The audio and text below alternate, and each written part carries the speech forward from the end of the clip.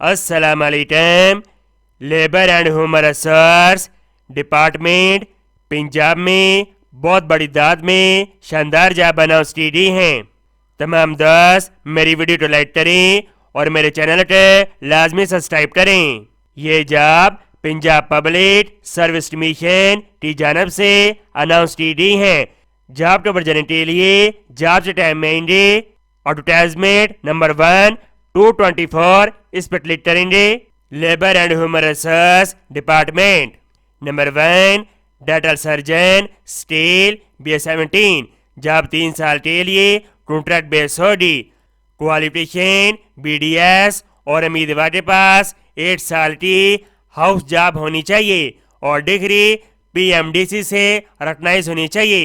As male के लिए 50 साल, फीमेल के लिए 53 साल। सिलेबस फॉर टेस्ट 80%, क्वालिफिकेशन में से 20%, जर्नल नॉलेज में से।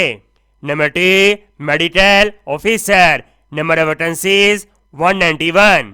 Number 3 women medical officer number of post 125।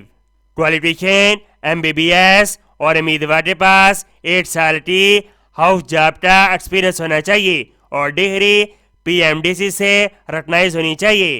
As male के लिए 50 साल, फीमेल के लिए 53 साल। डोमिसाइल पंजाब।